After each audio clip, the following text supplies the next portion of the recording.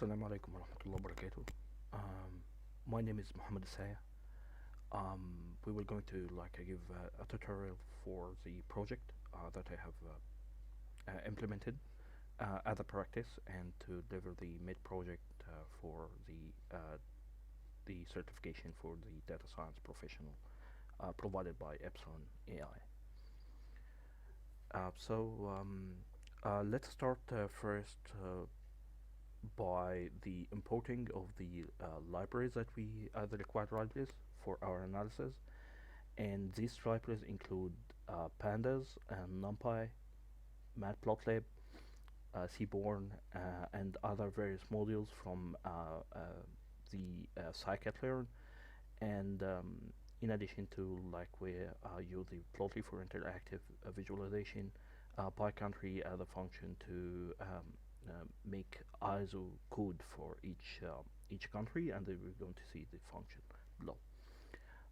Then we will going also we have these SciPy for the stats, and that we're using in the t-test and the t-statistics, which introduces in our hypothesis analysis and in the statistical analysis section. So and I use by the way the this with Viz automating to automate the reporting and to have an exploratory data insights before we to know the data, to know some of the introduction figures, to identify how we were going to do the exploratory data analysis on the dataset. First, I select two separate datasets. The first dataset is regarding to the heart attack prediction dataset, which is related to how we can identify the heart attack risks for some patients, and it involves different data introduced in the column that we were going to figure out during the tutorial. The second data set it for the diabetes prediction dataset, and that to identify the patient that can have a risk for diabetes or already have the diabetes, and to gain more insight about these different risk factors for both of two diseases. The first thing, so to gain insight about the project, because the project is called the Cardiometabolic insight. So to gain this insight regarding to the heart attack or diabetes, so we introduce the both datasets and then merging it to have a single dataset. We can do analysis and to see the insights regarding to the um, cardiometabolic diseases such as the diabetes and also the heart attack or strokes. Maybe they come to in sort of the heart attack disease.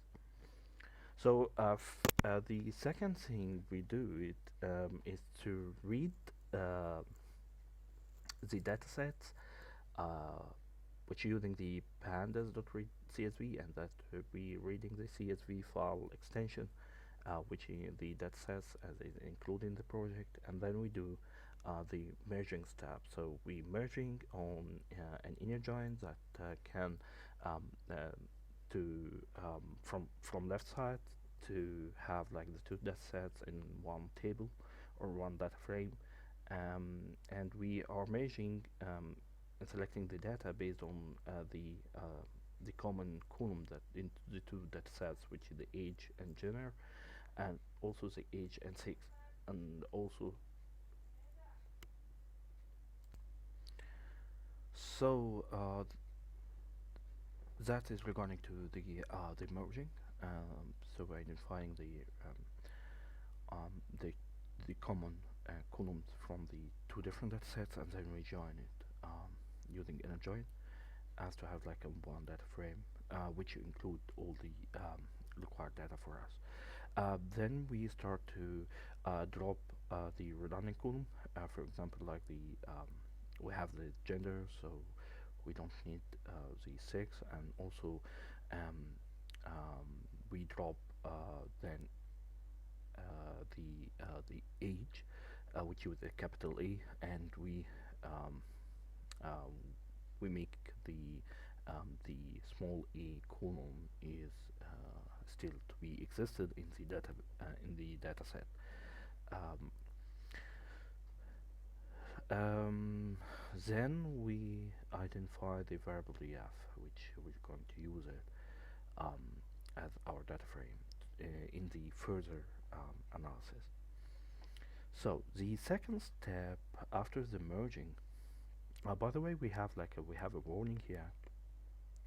So this warning they indicate that the merging on the column with different data types. Uh, so it's always to have like a good practice to ensure that the data types of the merging column to be match the or to avoid unexpected issue. Uh, but in our case or in our data sets, that will not to affect any of the accuracy.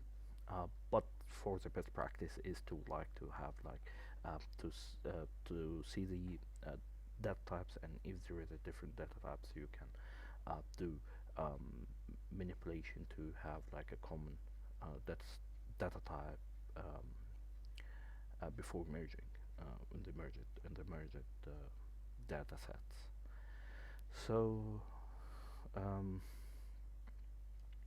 in the data exploration, um, I said that I do see some of using the suite Vez for automating the report itself, to automate the some sort of the data exploratory to us and to have like a preliminary report on the data sets. Um, if we can see, by the way, we can see that, um, for example, the health report, um, that's the HTML, which is generated from these steps. So we can like see if we can bring it here, um, for example, like that. And, yeah, I think that we've seen here.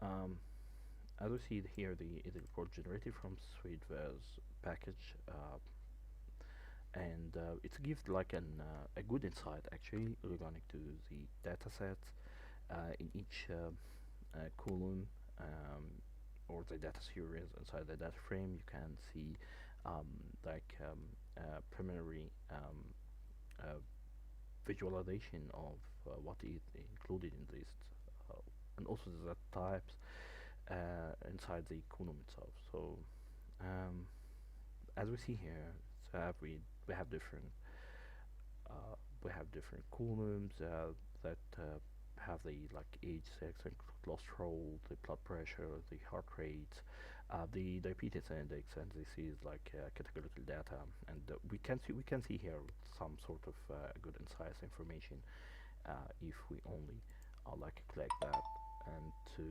um, to see the features, which is the given information of the diabetes, and what is our common regarding to this, or the most contributing feature to this column, and we can see the like a correlation ratio. So we can have like a good insight or indication about the data itself, and the the relationship between different data series inside the data frame. Um, so we see a good features here, like the obesity. We have like the smoking history, if he's a smoker or not, the alcohol consumption, the exercise hours per week, the diet, the dietary, um, the diets, and if like they have a healthy or average or unhealthy diet for the patients.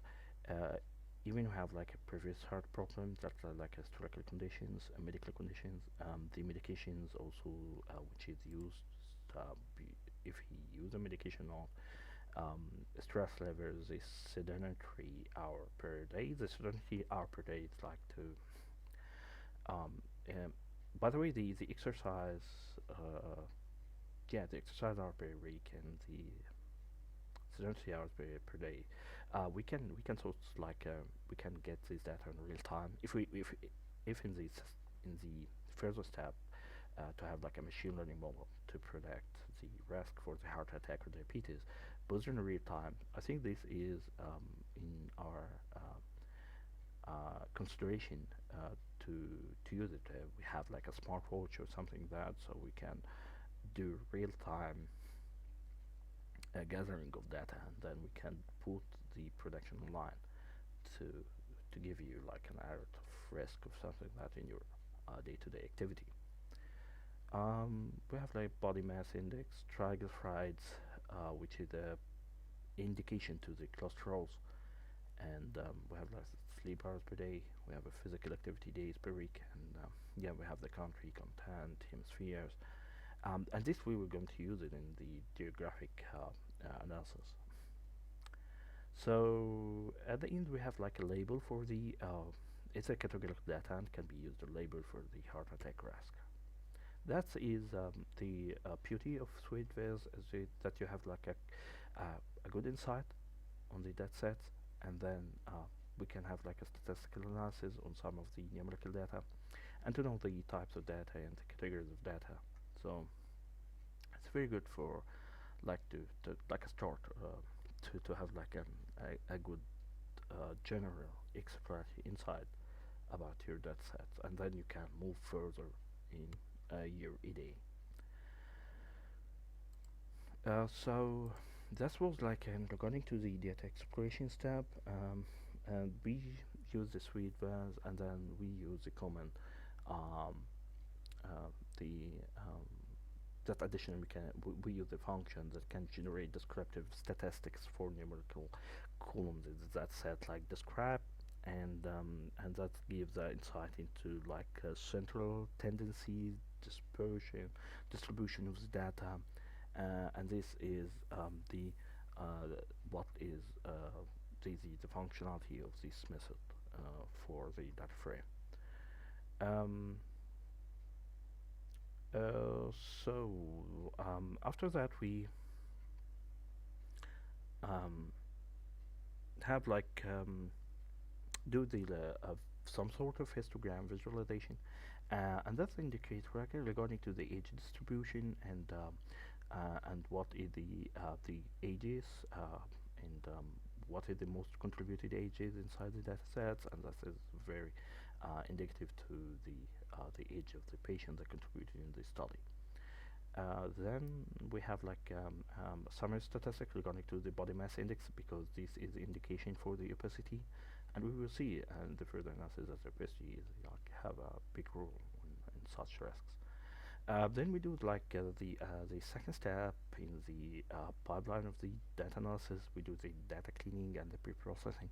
So we check for the if there is like null inside the data sets, and yeah, we do not have like missing values, a lot of missing values inside the data set, which is replaced by any or none or something like that.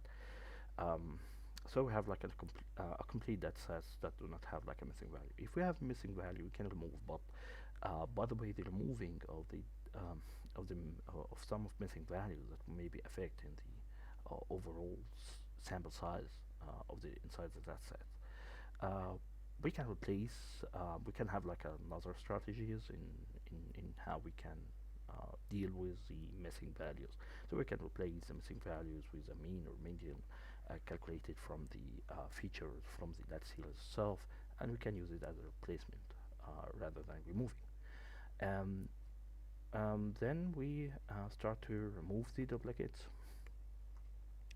and this is start for regarding as I said that we merging two data sets that have like a common columns and that series that are in common with these two data sets, like how the diabetes. So we select the diabetes with a small with a small with the capital one.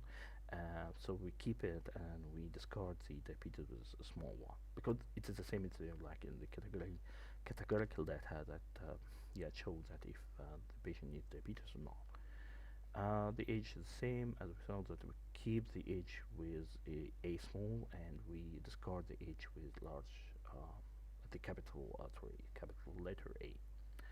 Then we put like a description again as to see we can do like df.info or head or tail to like to get insight about the columns that we drop it and keep it inside in this step.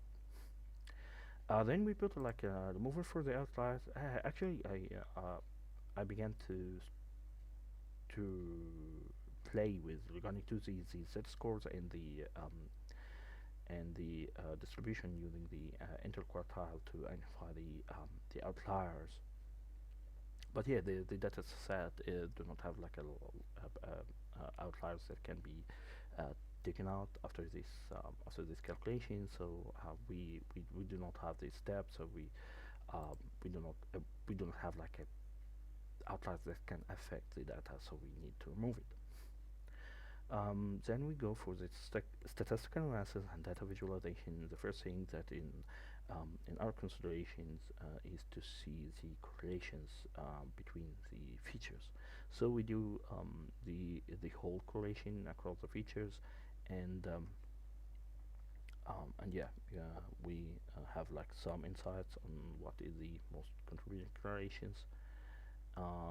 Then we start as the uh,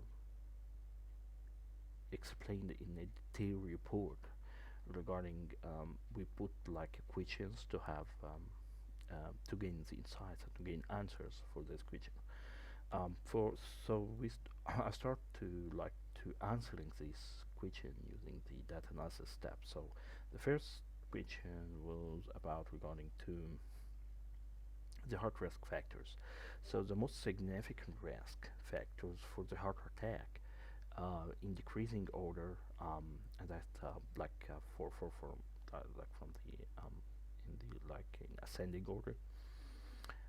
So we found that to we found to be that like the sleep heart per day, diabetes and obesity and cholesterol. So these are the most factors that affect the show the highest correlation with the occurrence of the heart attack. Then we see the same thing for the diabetes. So we have like the see the ascendingly regarding to the highest correlation.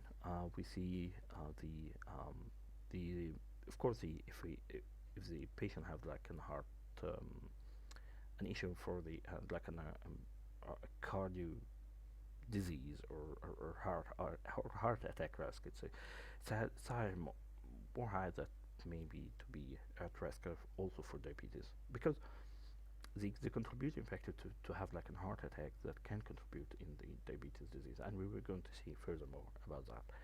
So we have the cholesterol, so we have a kind of common things that in between the two disease, and um, and the sleep hour per day also these factors also have the highest correlation with the occurrence of the diabetes. Then the other thing that we see like to see different risk factors between the heart attack and diabetes. So the analysis in the showing different visualization distribution for the cholesterol and the exercise hours per week and the sedentary hours per week for the the two groups that we have formed, because we actually identified like to make from the data two groups. The we call it the heart attack group and the diabetes group, um, and that's based on that if based on the data series and the categorical data, which is identify the patient have like a heart attack risk or diabetes risk. So we divided the divided the samples in two groups to have more insights and to like have a comparison or difference comparison study between the two groups. So in regarding to in the as we see here in the graph that we have like for example that for the cholesterol that maybe affect more in the heart attack than rather than diabetes. um, the exercise hour per week it's have like similar distribution for the across the two groups, so yeah, and the sedentary hour maybe have more effect on the diabetes group rather than the heart attack group. But at the same that we see that there are like have um, some similarities between the distribution across these two features. Uh, then we test like a sort of hypothesis here. The cholesterol and the obesity. So the first thing that is depending on the obesity, because the obesity it's a very contributing the pulse and the regarding to the heart attack group and the diabetes group. So we um, we check about the risk factors in the column that is the obesity we selected as the risk factor, and then we put the t statistics and p-value to test our hypothesis, which is the obesity we're going to contribute to the post disease. And the t statistic showed that it's the value uh, and the t statistic, by the way, is to measure the difference in means between the two groups relative to like the variability, and this variability we that taken in our consideration is the obesity. And in this case, the negative value indicates that the mean obesity level in the heart attack group is lower than the diabetes group. And the p-value showed like a zero,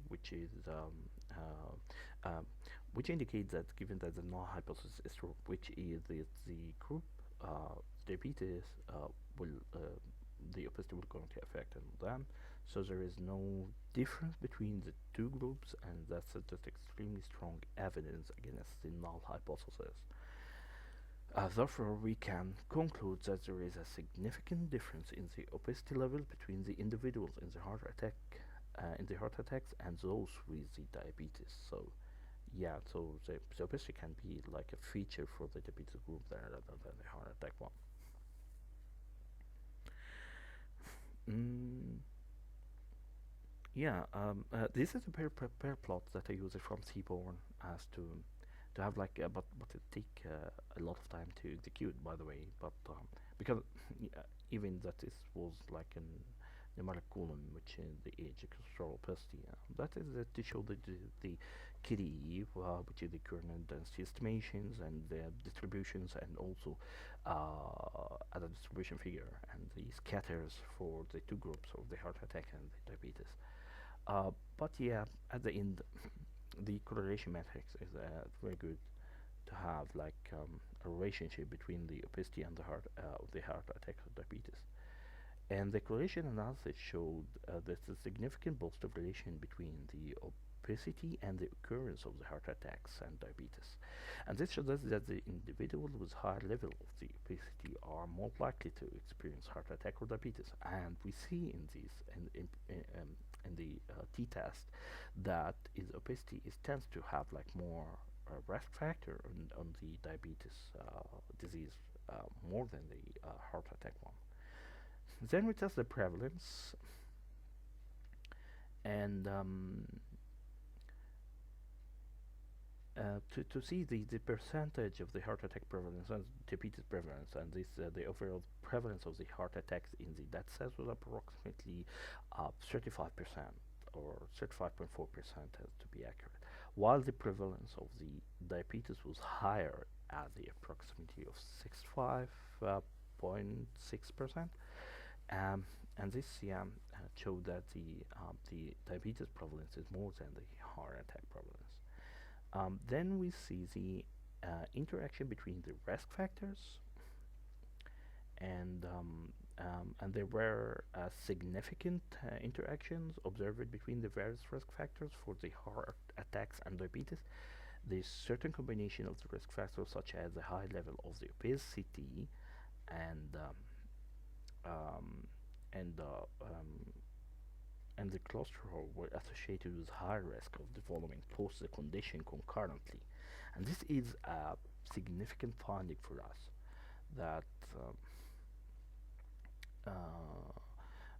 that depending on that the importance and here is the importance check on the based on the correlation, and that we see that the the strong significant finding that we have that like the high levels of obesity and cholesterol uh, were associated with a higher risk of developing post conditions concurrently. So yeah, the most contribution is the cholesterol and positive in both the diabetes and the heart attack.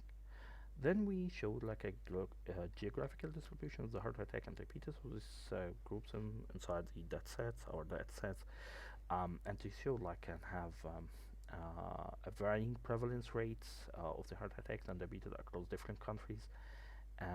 So at the end, in conclusion, that this project aim to to explore the risk factors for heart attacks and diabetes through an extensive analysis of merged datasets by conducting different analysis like the statistical analysis, and we see different visualization and potential building a predictive model. And that would, I think that the next step that we can use it to have like a predictive model after we learn more about the machine learning. We will gain some insights into the most contributing factor for each condition. The project also provide a valuable experience in regarding to the data cleaning, data manipulation, data munging, and wrangling, and the exploratory data analysis, and yeah, using some sort of visualization to gain insights. Then, as a conclusion, for the analysis itself, we provide a valuable insight on the risk factor associated with the heart attacks and diabetes, and could inform like a targeted prevention and intervention strategy. We can use that in after we we um, we develop our prediction model. However, of course, further research and including like real-time prediction or understanding more causal pathways underlying this association. Maybe we can go for bioinformatics and gene level associated for the two disease, and to have like more effective predictive model uh, for this condition. So we can wrap up that we gain our insights, and yeah, I think that that's all. And yeah, uh, yeah. Goodbye.